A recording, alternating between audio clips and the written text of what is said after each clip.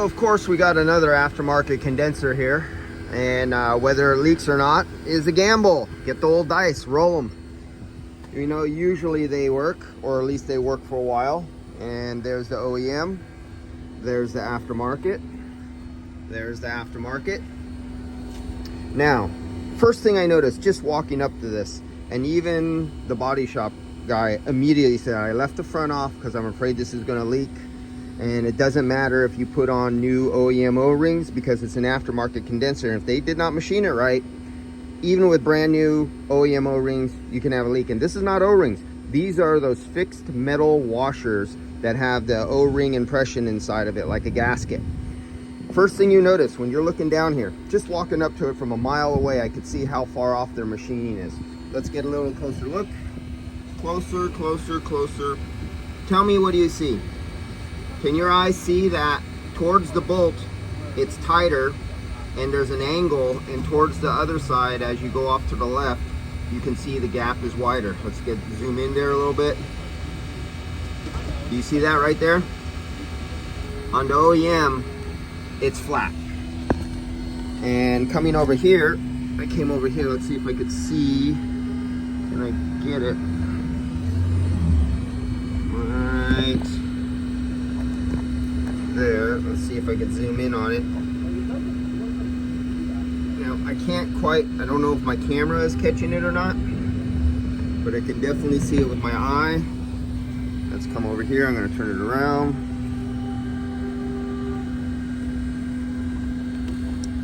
Damn it, I can't see the black. When you can see the gasket, you can see it has a tilt up. This one has a tilt this way.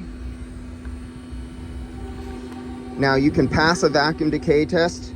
You can pass a 250 PSI high pressure nitrogen decay test and still put in refrigerant, run it. It's a cold day, so the high side pressure will never get up. The refrigerant will never get hot. But because those are machined differently, what happens is metal expands. You have this piece of metal, this piece of metal. Then you have how far is it crushed? The gasket is crushed to make a seal. It expands, something moves from where it was not, and it leaks when the customer is driving it down the road on a hot day. But it'll pass every form of leak test in a static condition, or even just running with pressure on a cool day. You come over here. Now, here's the lands.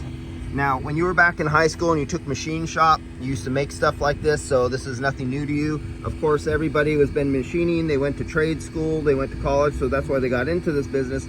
They know this stuff.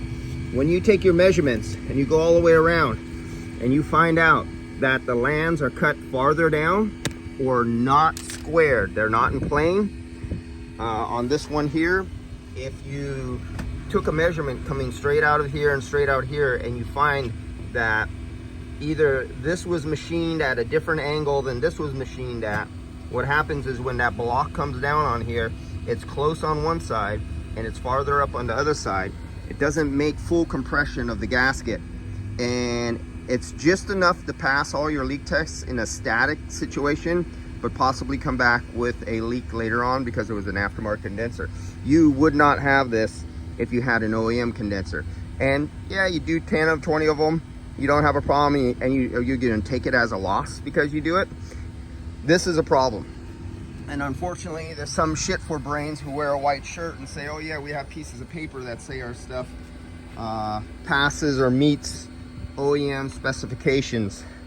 And or we have those that say, well, this is all, that's great. If this is all your insurance company is gonna pay you for, it's not the body shop's fault. If you're a customer and your body shop did work and your insurance company and they have a contract to use aftermarket parts on your car because that's the policy you bought, this is what sometimes happens. So don't be mad at the body shop that it leaked and it came back.